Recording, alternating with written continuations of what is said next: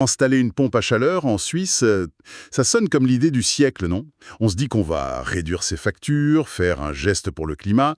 On imagine presque un achat impulsif, comme une nouvelle télé. Mais en parcourant les documents qu'on a là, j'ai l'impression que c'est moins cliquer et acheter et plus parcours du combattant. Il y a tout un univers de réglementation à décoder. C'est une très bonne image. On ne parle pas d'un simple appareil électroménager, mais d'un projet qui modifie un bâtiment. Mhm. Et dès qu'on touche à un bâtiment et à son environnement en Suisse, on entre dans un cadre légal très, très structuré. Le but n'est pas de compliquer pour le plaisir, mais de s'assurer que tout est fait correctement. C'est exactement ça. Notre mission aujourd'hui, c'est de décrypter ce code. On va utiliser les documents fournis pour comprendre les états de clé, les pièges à éviter, et surtout ce qui se cache derrière chaque exigence. Tout à fait. Du permis de construire aux subventions, en passant par la question explosive du bruit avec les voisins, on va essayer de fournir une sorte de carte pour naviguer dans ce qui ressemble, de prime abord, à un sacré sac de nœuds administratif. Une carte et une boussole, c'est un excellent objectif. Parfait. Alors, par où commence-t-on quand on est face à cette montagne de règles? Le premier truc qui saute aux yeux dans nos sources, c'est qu'il n'y a pas une loi, mais des couches, comme un millefeuille réglementaire. C'est le point de départ de tout. Il faut imaginer 3 niveaux qui s'emboîtent. D'accord. Le plus proche de nous, c'est le niveau cantonal et communal. C'est votre premier interlocuteur, la mairie en quelque sorte. Mhm. Eux, leur souci, c'est le local. Est-ce que l'unité extérieure ne va pas défigurer la façade? Est-ce qu'elle est assez loin du voisin? Et surtout, la question qui fâche, est-ce que ça va faire du bruit? C'est là que tout commence, avec la demande d'autorisation de construire. D'accord, donc le premier réflexe, c'est d'appeler sa commune, pas le magasin de pompe à chaleur. Et les autres niveaux, le fédéral et les normes techniques? Alors le niveau fédéral, c'est l'étage du dessus. La Confédération, elle, s'occupe des grands enjeux nationaux, principalement la protection de l'environnement. Dans notre cas, le sujet brûlant, ce sont les fluides frigorigènes. Certains sont de très puissants gaz à effet de serre. L'Office fédéral de l'environnement, l'OFEV, impose donc des règles très strictes pour s'assurer qu'on ne crée pas un problème en voulant en résoudre un autre. Attendez, cette histoire de fluide frigorigène, les documents mentionnent un seuil de 3 kg. Ça ne me dit rien du tout, 3 kilos. Pour une maison normale, c'est beaucoup ou est-ce que la plupart des gens sont concernés par cette déclaration fédérale ou c'est juste pour les grosses installations? C'est une excellente question, très pratique. Pour une pompe à chaleur destinée à une maison individuelle standard, on est souvent juste en dessous ou autour de cette limite. Ah oui, Oui, les modèles plus anciens ou un peu plus puissants peuvent facilement la dépasser. Donc non, ce n'est pas réservé aux installations industrielles, c'est un point de vigilance absolument essentiel à vérifier avec l'installateur avant l'achat. donc si on dépasse les 3 kilos, on change de catégorie. Exactement. Passer ce seuil vous fait entrer dans une autre catégorie avec une obligation de déclaration et des contrôles réguliers. Je vois. Et la troisième couche, les normes techniques. Ça sonne moins comme une loi et plus comme un mode d'emploi. C'est un peu ça. Ce sont les règles de l'art, définies par des professionnels pour des professionnels. Des organismes comme la ESIA, la Société suisse des ingénieurs et des architectes, ou des labels comme PAC System Module vont définir ce qu'est une installation de qualité. Mhm. Ils ne vous donneront pas d'amende, mais si votre installation ne respecte pas ces normes, elle risque d'être inefficace, de tomber en panne plus vite, et surtout, Surtout, vous pouvez dire adieu aux subventions. C'est là que tout se recoupe. d'accord, donc on a la commune pour le permis, le fédéral pour l'environnement et les pros pour la qualité. Le parcours est balisé. Et si on parle d'argent maintenant, parce que c'est souvent le nerf de la guerre, Bien sûr. on se lance là-dedans en se disant que les subventions vont bien aider. Mais j'ai l'impression qu'on ne peut pas juste choisir une machine avec une belle étiquette énergie A++ et attendre que l'argent tombe. Ah, pas du tout. Et c'est là qu'on touche à un point fondamental de la philosophie du système suisse. Ce qui est fascinant ici, c'est que l'État ne vous donne pas de l'argent pour acheter une machine. Ah non. Non. Il vous récompense pour avoir acheté des kilowattheures de chaleur verts et efficients. La subvention est directement liée à la performance réelle de l'appareil. Qu'est-ce que ça veut dire concrètement? Ça veut dire que le chiffre magique, c'est le COP, le coefficient de performance. C'est le fameux ratio. Pour 1 kW d'électricité que vous payez, combien de kilowatts de chaleur la machine produit-elle en puisant dans l'environnement? D'accord. Un COP de 4 signifie que 75% de votre chauffage est gratuit et renouvelable. Les programmes d'encouragement cantonaux ou nationaux ne disent pas acheter une pompe à chaleur, ils disent installer une machine qui atteint au minimum un COP de X. Waouh, d'accord. Ça change complètement la perspective. Le COP, ce n'est pas juste un chiffre technique sur une brochure, c'est le taux de change entre l'électricité qu'on paie et la chaleur gratuite qu'on récupère. C'est pour ça qu'ils sont si stricts. Exactement. Et ce COP exigeait, comme le précisent les documents, n'est pas le même pour toutes les technologies. On demandera un COP plus élevé à une pompe qui va chercher la chaleur dans le sol, dont la température est stable. Qu'à une pompe qui doit se contenter de l'air extérieur, qui peut être glacial en hiver. Voilà, c'est logique. Et pour prouver cette performance, il ne suffit pas de montrer la brochure du fabricant. Il faut un certificat officiel, reconnu, comme celui du label Pack System Module, le PSM, qui est mentionné dans les textes, sans ce sésame, pas de subvention. Donc le rôle du propriétaire, c'est de devenir une sorte de détective avant l'achat, de vérifier que le modèle visé a bien le bon certificat pour le programme de subvention de son canton. C'est un travail à plein temps. Sorry. On a l'impression qu'avant de chauffer sa maison, il faut d'abord abattre une forêt pour avoir assez de papier pour le dossier de demande. C'est un peu caricatural, mais il y a de ça. Ou alors, et c'est la solution la plus sage, il faut s'appuyer sur un professionnel qui a l'habitude de monter ses dossiers. Mhm.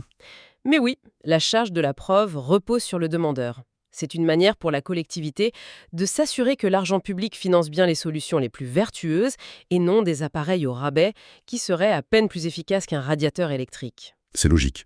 Alors imaginons, j'ai trouvé la machine parfaite, super COP, certifiée pour les subventions, mon dossier pour la commune est prêt, je suis sur le point de signer, et là je me souviens que je ne vis pas sur une île déserte, j'ai des voisins. Et le bruit, c'est souvent le point de friction qui peut tout faire dérailler, non? C'est le point de friction par excellence. On imagine facilement le scénario catastrophe. Vous avez investi des dizaines de milliers de francs, tout est installé, et votre voisin vous attaque en justice parce que le bruit de votre pack l'empêche de dormir les fenêtres ouvertes en été. Le cauchemar. C'est un cauchemar qui arrive plus souvent qu'on ne le pense. Et que disent les règles pour éviter ça? J'imagine qu'il y a des limites de décibels à ne pas dépasser. Oui, les communes fixent des seuils très précis, en général plus stricts la nuit que le jour. Mais l'erreur serait de se fier uniquement au nombre de décibels indiqués sur la fiche technique de l'appareil. Ah bon? Pourquoi? Ce chiffre est mesuré dans des conditions de laboratoire idéales. La réalité est bien plus complexe. Le bruit perçu chez le voisin dépend d'une multitude de facteurs. Comme quoi, par exemple? Comme l'endroit exact où vous placez l'unité extérieure. C'est ce que les documents soulignent avec insistance. Est-elle dans un coin entre deux murs en béton qui vont faire caisse de résonance ou en plein champ? Est-ce que le ventilateur souffle en direction de la chambre du voisin ou de votre propre garage? Ah, oui, je vois. La même machine peut être parfaitement silencieuse pour le voisinage ou une source de nuisance insupportable juste en la déplaçant de quelques mètres. Et ça va plus loin, si j'ai bien lu, même le support sur lequel elle est posée a une importance. Fondamental. Si l'unité est mal fixée ou posée sur un socle qui transmet les vibrations, c'est tout le bâtiment qui peut se mettre à vrombir d'un bruit sourd et grave, parfois plus dérangeant que le bruit du ventilateur lui-même. Incroyable! C'est pour ça que de plus en plus de communes exigent ce qu'on appelle une attestation acoustique dans le dossier de permis de construire.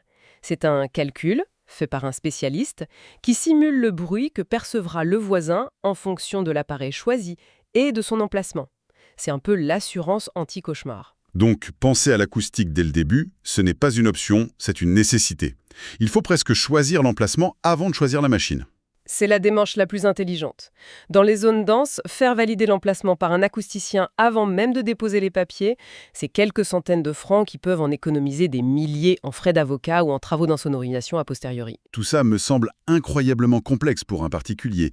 Ce qui m'amène à une autre question. On a les permis, la machine certifiée, l'emplacement validé. Qui installe tout ça? J'ai le sentiment que l'oncle bricoleur, même très doué, n'est pas vraiment qualifié pour ce genre de mission. C'est un euphémisme. La source est formelle. L'installation doit être faite par un installateur qualifié. C'est tout simplement indispensable. D'accord. Et ce n'est pas juste pour bien visser les boulons. On se rend compte que le bon installateur, ce n'est pas seulement un technicien, c'est aussi un peu un conseiller administratif, un guide. C'est-à-dire qu'un professionnel certifié, avec un label comme Pack de qualité, mentionné dans nos sources, ne va pas se contenter de poser la machine. Il va d'abord s'assurer que le modèle choisi est bien éligible aux subventions de votre canton. Ah oui. Il saura vous conseiller sur le meilleur emplacement pour respecter les normes de bruit locales. Il connaît les démarches pour la demande de permis. Il est votre meilleur allié pour naviguer dans toute cette complexité. Essayer de faire des économies sur ce poste, c'est souvent la pire des décisions. Et dans le cas de la géothermie, où l'on doit carrément forer dans le sol, j'imagine que c'est encore un cran au-dessus en termes d'exigence. Absolument. Là, on touche à la protection des eaux souterraines, une ressource vitale. Un forage mal fait peut contaminer une nappe phréatique pour des décennies. C'est un risque énorme. C'est pour ça que les entreprises qui font ça doivent avoir un agrément cantonal spécifique et suivre des normes extrêmement strictes. On ne laisse pas n'importe qui faire des trous profonds dans le sol suisse, et heureusement. D'accord. L'installation est faite par le bon pro. Est-ce qu'on peut enfin souffler ou est-ce qu'il y a encore des étapes après? Les documents parlent de mise en service et d'entretien. La mise en service est cruciale. Ce n'est pas juste appuyer sur On. L'installateur va vérifier l'étanchéité du circuit de fluide frigorigène, on y revient, tester les sécurités et surtout faire les réglages fins de la régulation. Hmm. C'est cette étape qui garantit que le fameux COP théorique sera bien atteint en conditions réelles. Et pour l'entretien, l'obligation légale ressurgit si on dépasse notre fameux seuil des 3 kg de fluide. Dans ce cas, un contrôle périodique d'étanchéité est obligatoire. Et on a un rapport, une sorte de suivi? Oui, le rapport qui est alors remis au propriétaire est une sorte de carnet de santé complet de l'installation qui vérifie son efficacité énergétique et ses émissions sonores. Alors, si on prend un peu de recul, qu'est-ce que tout ça nous dit?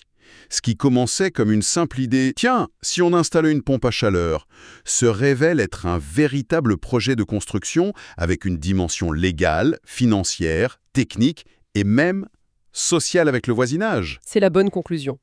Et si l'on replace cela dans un contexte plus large, on comprend la logique. Cette rigueur, à plusieurs niveaux, vise un équilibre. Il faut encourager la transition énergétique, donc on met en place des subventions. Oui. Mais il faut que cette transition se fasse bien, sans danger pour l'environnement, d'où le contrôle des fluides et des forages, et sans dégrader le cadre de vie, d'où la réglementation sur le bruit. La complexité n'est pas de la bureaucratie pour le plaisir, c'est le prix à payer pour un déploiement massif et réussi de cette technologie. Le maître mot, finalement, c'est l'anticipation. Ne rien faire sans avoir vérifié les règles locales, ne pas acheter de machine sans être sûr de sa certification et ne pas engager d'installateur sans avoir validé ses qualifications. C'est le triptyque gagnant.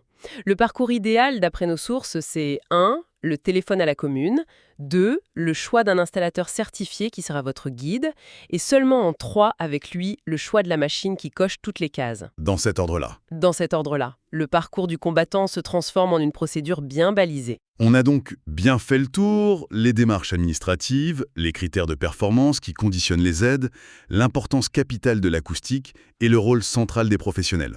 C'est beaucoup plus clair. Le système est exigeant, c'est certain, mais il est conçu pour que le résultat final soit à la hauteur des enjeux. Une installation performante, durable et bien intégrée dans son environnement. La rigueur du processus est le gage de la qualité. Et pour finir, une dernière pensée pour nourrir la réflexion. Une question que nos documents ne posent pas directement, mais qu'ils suggèrent. On a beaucoup parlé des règles avant et pendant l'installation.